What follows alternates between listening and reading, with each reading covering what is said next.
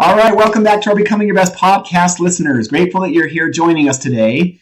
This is going to be another one of those awesome podcasts where we're going to introduce something that might be new, I'm guessing, for the majority of people listening to this. I learned about this, meaning light therapy and the power of smart light and different things around that arena that we'll get into. I learned about these several years ago and then have learned a lot more in the last year working with Dr. David Tate, who is on our podcast today. And so he owns a business that really zeroes in on this. Well, I'll let him tell you a little bit more about that, but he's one of the leading experts in the world on light therapy, the power of light, the healing qualities behind it, and everything related to it. And so with that being said, we'll dive into all those details. But welcome to the podcast, Dr. Tate. Why don't you tell everyone a little bit about yourself? Give us a little brief background on you. Sure. Appreciate the opportunity to visit with you in this setting and talk a little bit about the things that we do here at Valhalla. Valhalla is the name of our company. My background is I'm a clinical and research neuropsychologist. I've been doing academic work at a number of different universities, including Harvard Medical School, and I worked for the Department of Defense.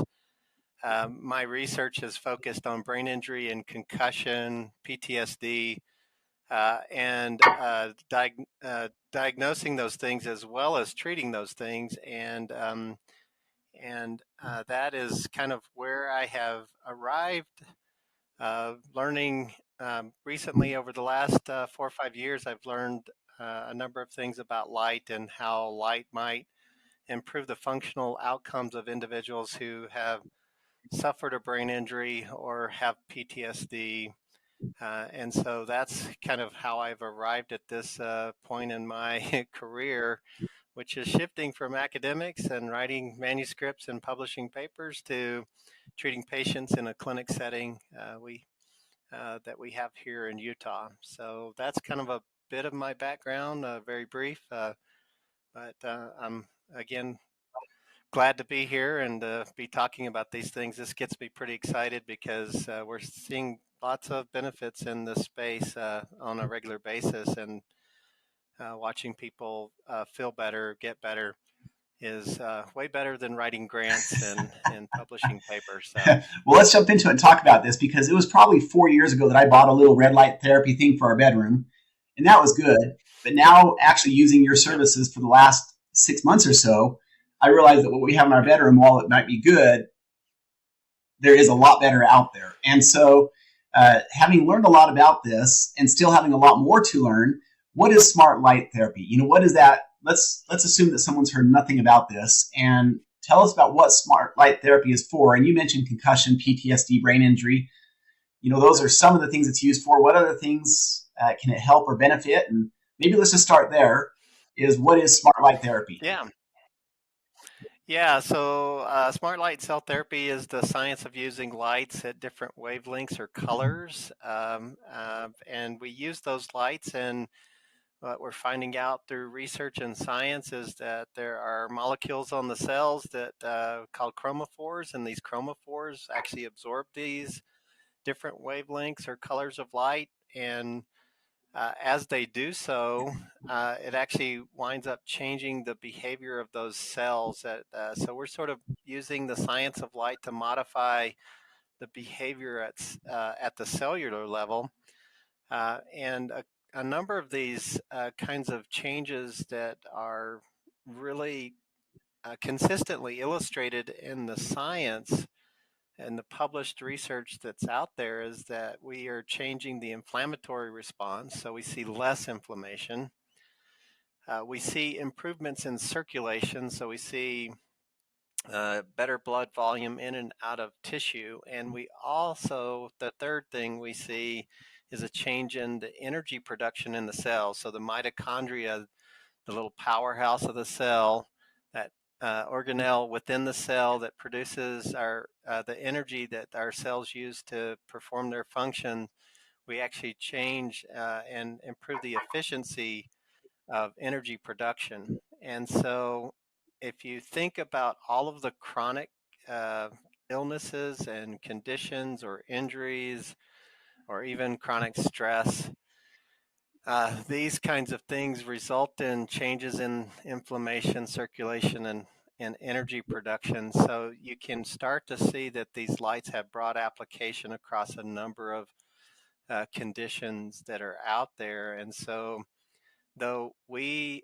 tend to focus on brain injury and concussion, we certainly see patients who have all sorts of other conditions, autoimmune diseases, chronic pain, um, dementias.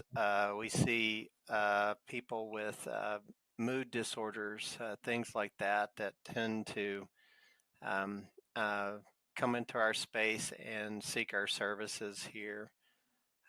So we're on the sort of more general wellness side of things, but um, uh, we do have some um conditions that we tend to focus on, but then again see lots of other people coming into our space and seeking our services. So Okay, so let's with that as the foundation, let's go to the research, because I know there's gonna be some people listening to this that are sure. skeptics or cynics, right? They're gonna be like, yeah, right, light, whatever. So what's the research behind this? Because you and I were talking about this one time in your clinic, and this is something that's not just a fly-by-night thing, right? I mean, there's actually a lot of research around this at this point. Case studies, Yep. double-blind studies, all kinds of stuff. So if you don't mind, maybe talk to some of the research around this, and then I'm going to have a few Yep. specific questions about the light itself and some examples. But let's talk about some of the research, and I would love to hear this as well. Um, Sure. I like to talk about this too because, like I said, I've been an academic research scientist for a number of years, almost 30 years now. And so when I first heard about these lights and the potential benefits that they were have, I was quite skeptical too. That's just kind of my nature.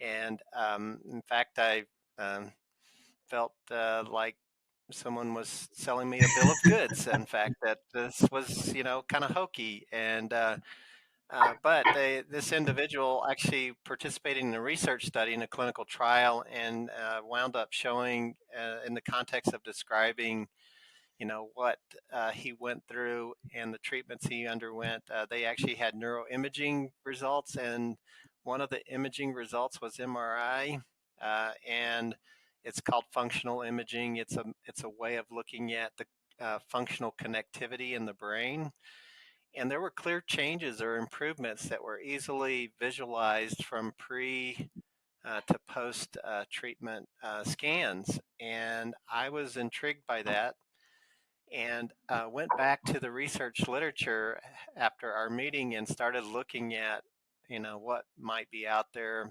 available and known about photobiomodulation. That's kind of the technical term about light therapy. It's called photobiomodulation, photo light, bio life, modulation, the light.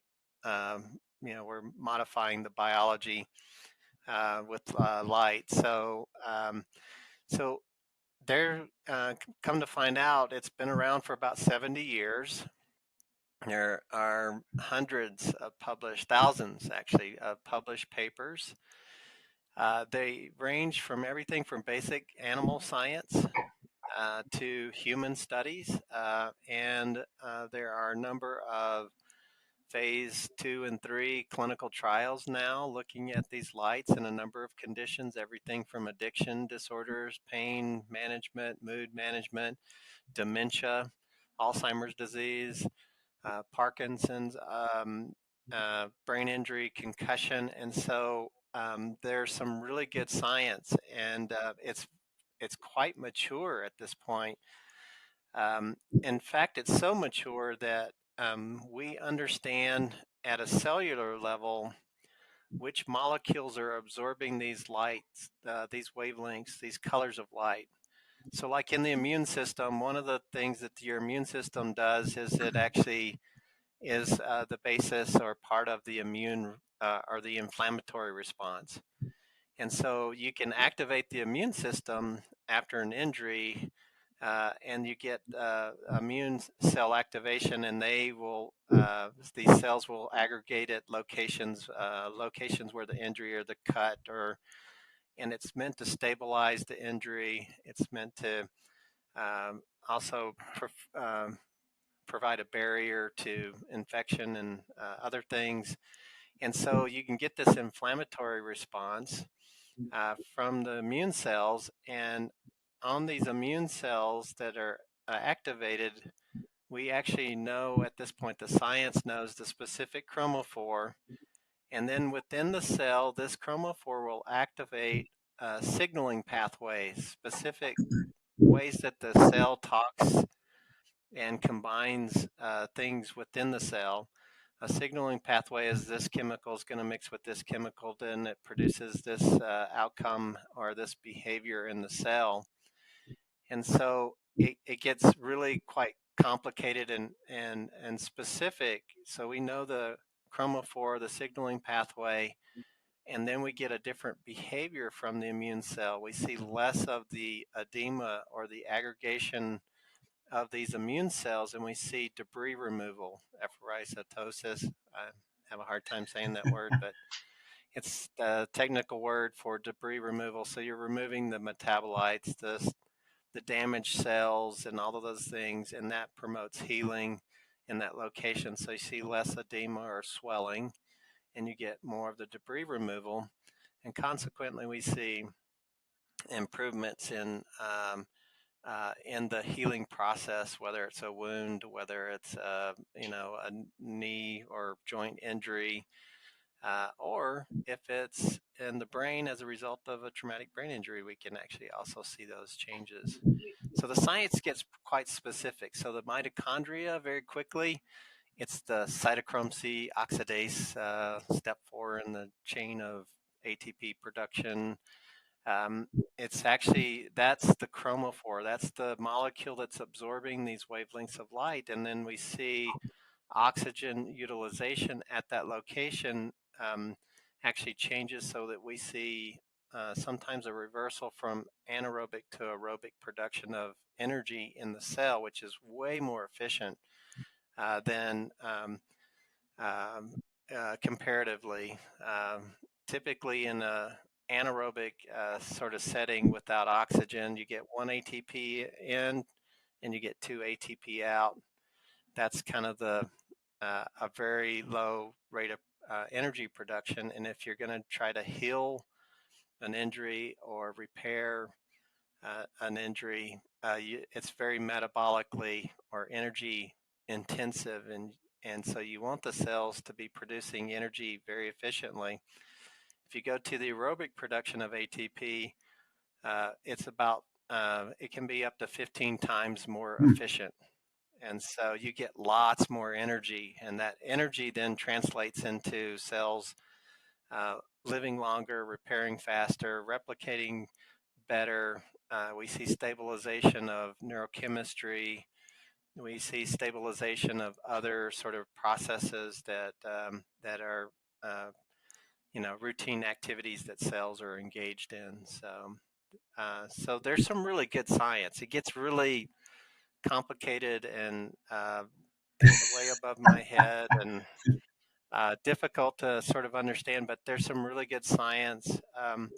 So, for example, MGH, Mass General Hospital, actually has a chair, endowed chair for doing research in light therapies at this point. So that's a Harvard Medical School affiliated hospital.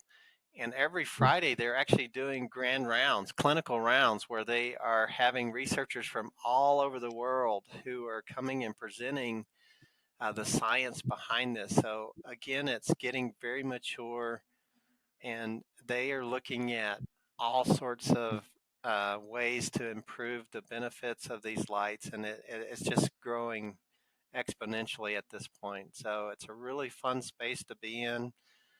But that's kind of some of the science. The science is really, uh, again, quite mature in some respects. So let me talk through a couple things here so our listeners can maybe visualize this if they've never done it before or seen it.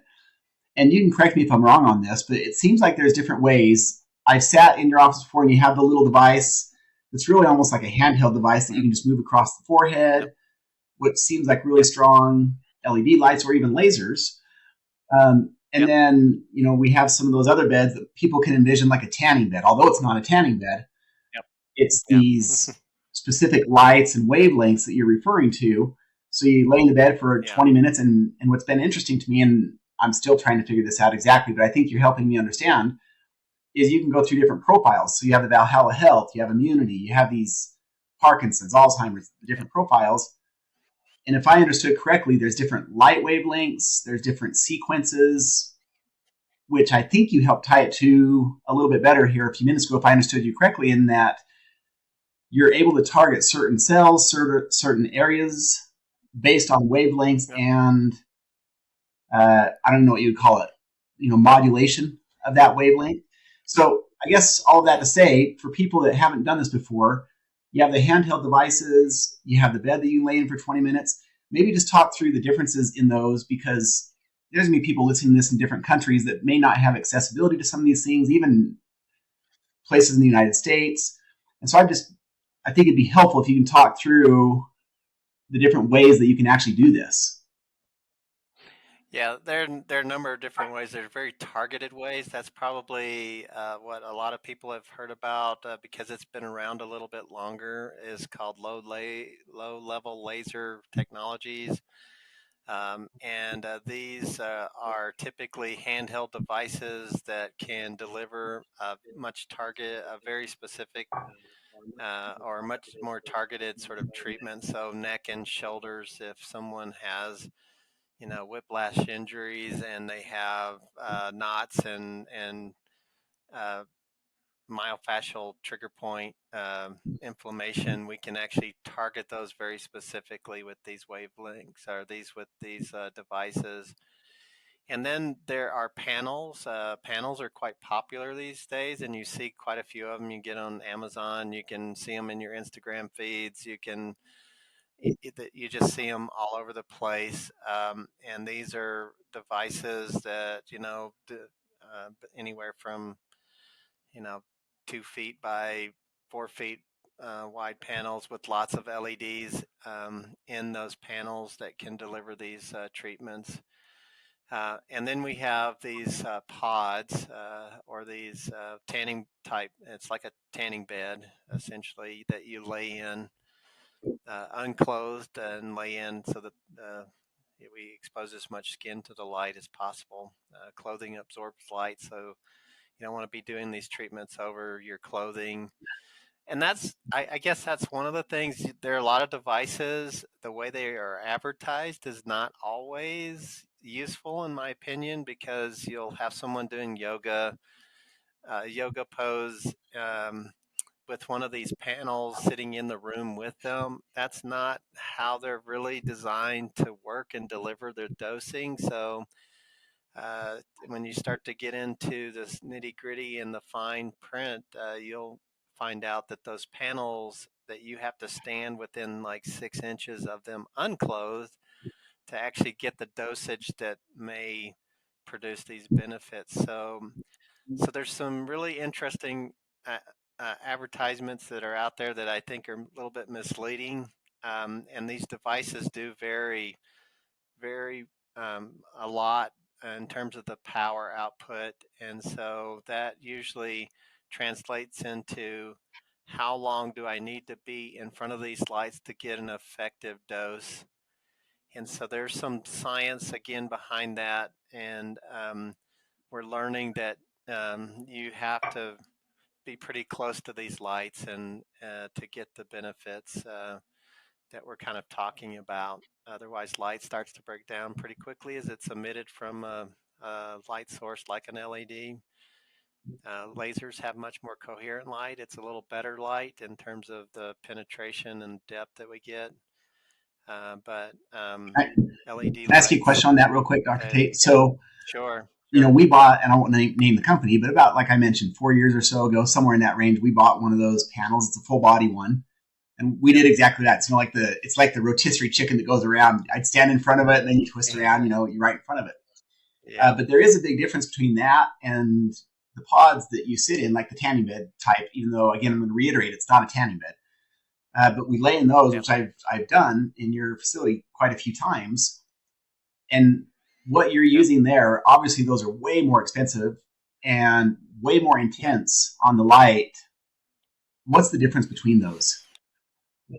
So there's a couple of things. One, the power output and the number of lights that we're using will be different between those. So we're putting out much more power per centimeter square. That's how they kind of determine the joules per centimeter square is kind of the metric that's frequently used. So the panels are only doing a certain level, but the pods are actually generating a lot more power.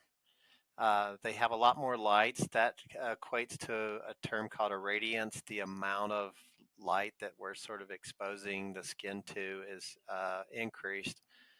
But the third and probably the most important thing is that in our space here, we're not just exposing you to continuous light. So we're not just turning the lights on and just leaving, you know, leaving those wavelengths on continuously. What we're doing is we're actually pulsing at different frequencies. Now, that means we're turning the lights on and off very rapidly. And so by doing that, we see additional benefits. Certain tissue resonates at different frequencies, and these frequencies are becoming known, and as we learn more about these frequencies, we can actually target a little bit more specifically tissue types. And because light has one of the properties of light is that it has electromagnetic properties, so it has electrical properties, especially when you're pulsing at these different frequencies. And so we can use a principle called entrainment. That means we're retraining tissue to resonate and at these more healthy frequencies. And that is something that we're doing differently in here too. So people will notice sometimes as they're going through what we call a protocol, where we're switching frequencies or these pulsing frequencies throughout the treatment, the 20-minute treatment, we might have five frequencies that we use that at different times they might feel, oh, I feel that in my large muscles in my legs and in my stomach. Oh, I feel that more in my neck and head, and I feel more calm and relaxed. There are a number of different sort of things that we can do in these pods that allow us to either stimulate or calm down, the activity in certain tissue types, and that is where we get additional benefits. So it's a part of the light that we're still learning about, and but it does give us a lot more options and ways to target much more specific kinds of things that we were interested in helping people. Yeah, and for those that haven't done it before, I mean, imagine you're laying in this little what again looks like a tanning bed, and say there's this Yep. red and white, green light, little tiny LED looking lights, and they'll be steady state for a little while, and then all of a sudden they'll flash multiple times a second for 2 or 3 minutes, and then they stop. So to your point, it's kind of a cool experience. Every time that my wife and I have come out of those, we feel better. We just feel more invigorated. Yep. And I know that some listening to this might say, well, that's a placebo effect. Well, that's why I started with the research, because there's so much research around this that's easy to refute that it's not just a placebo effect, right? One thing, if you don't mind, Yep. Dr. Tate, while we're just talking about all of this, and we touched on the lasers and the handheld devices. You mentioned to me, or maybe it was your son, mentioned to me in passing one day that they're developing this new laser, or it's already out, or something that they think can treat anxiety or depression in a dose or two, or I didn't quite fully understand what you were saying when you told me about that. But again, I'm just reiterating the power of where we're going and some of the impacts this might have. What were you talking about? Does that ring a bell? Yeah, it does ring a bell because these are things that are I'm a neuropsychologist, so I'm interested in mood disorders and things like that. We certainly have a significant number of those. COVID seemed to wreck everybody's mental health in a number of different ways, and so we are seeing increased numbers of folks who are experiencing significant anxiety, depression, post-traumatic stress disorders, those kinds of things. And so we're very interested here at Valhalla to understand, how we can use these lights to improve emotional function. Again, this goes back to this idea that we can pulse the light at different frequencies, so we can turn them on and off at different rates. We can control that. And because the brain is primarily communicating in it's using electrical signals to sort of communicate with the different brain regions, between brain regions, and to the rest of the body. We can actually influence with these lights that electrical activity. So we can pulse at these frequencies. And so we here at Valhalla have been working on or with companies, and even contemplating our own devices where we could put these lights on someone's head and pulse at different frequencies. And if someone's pretty anxious, they're in that fight or flight state, continually sort of activated in that way. There are pulsing frequencies that we can use on the head directly that will then lead to a change in the electrical activity of the brain, so that we see them become more relaxed and more mindful, more meditative, and their anxiety symptoms are reduced as a result of that. Now, again, we're also influenced the mitochondrial energy production. So as you change the energy production in the mitochondria in the brain, then we see better regulation or much more consistent neurochemistry.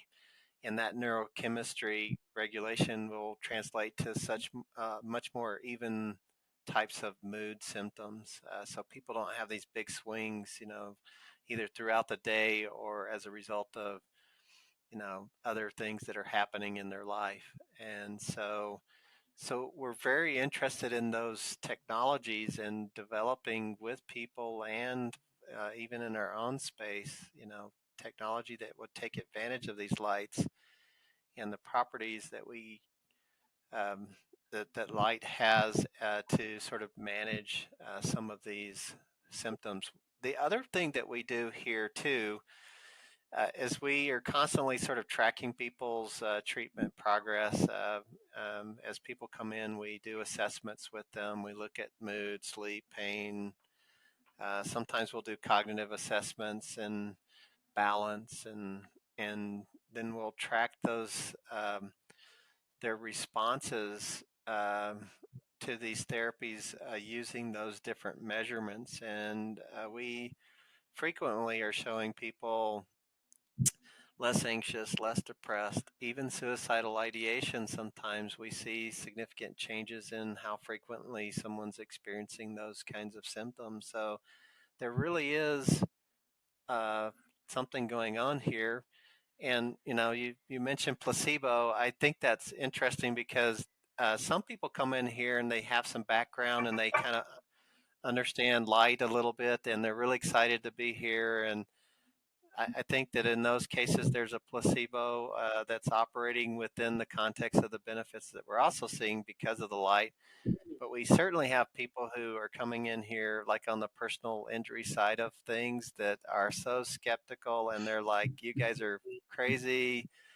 And so it's a nocebo effect where this is not going to work for me, and my lawyer's making me come in here and do these treatments with you guys. And uh, by the end, we really win them over, and they are like, wow, I'm as surprised as anyone that this really does work. So Well, to that, can I just? so anyway, I'm that's just going to yeah, reinforce what you're saying go right ahead. there, because there's actually a family that we both know, and I won't use their name. They had a daughter that was in an accident. Was it a snowmobile accident or was it a car accident? I Hmm. can't remember. Yep. Snowmobile, right? Snowmobile. And Yep. she had a pretty significant Yep. concussion to the point where she wasn't able to go to Yeah. school. Nothing else was really working. She came in and did a handful of treatments, and was right back in school and really living a normal life Yep. again. And that was to the amazement of Yep. that family. So, to your point, this can be pretty significant for a lot of people, especially depending on what it is they're coming in for. And I can't believe that we're already at the 30-minute mark. That goes by so fast. Uh, I can talk a lot. I love it Anyway, though. I'm I sorry mean, the about whole point in doing this is awareness. It's to give people yeah. an awareness of additional tools and things that might be out there in the world that maybe they're not familiar with already. One thing that's fascinating to me, as we go on in time, just the exponential increase in learning and development when we've been talking about light. And with that, the average lifespan has been increasing pretty significantly in people. And I'm not as focused on the increasing lifespan. I'm grateful for that, and I like that. For me, it's also about having the quality of life increase alongside that. It doesn't really help to have a lifespan go up to 90 or 100 if it's low quality for 30 years, right? Yeah, you're sitting in your chair all day long and can't get out of it, and exactly. So really, limited family it's the interaction. longevity, but it's also the quality of life next to it. And these types of things that we're talking about here can really help someone's quality of life in a significant way. So I realize you have 2 offices here in Utah in the United States, one in Lehi, one in Heber City. So maybe if you could at least, Dr. Tate, share your website, where people could find you, if you have any other resources to find you. I know there's other stuff out there that people can look for, but what you're offering for those that can access it is a great starting point. So how do people find you? Yeah, so our website is it's www.valhalla, VALHALLA plus PLUS.org. So if you go to that, that will show you where our offices are. You can actually fill out a form online, and we'll give you a call and talk to you about what we do. We do a free consultation and first free treatment, and then we kind of go from there with most people who are coming into our space for the first time. There's lots of other places that do these, and you may have to experiment a little bit with those types of treatments to kind of get the benefits that you want. Like, meaning you may have to be in the lights a little longer if you don't have as powerful a device, or don't have the pulsing or flashing options. And if you don't have access to these lights, this is one thing I would encourage you to do, is that these wavelengths or these colors of light are more prominent during sunset and sunrise.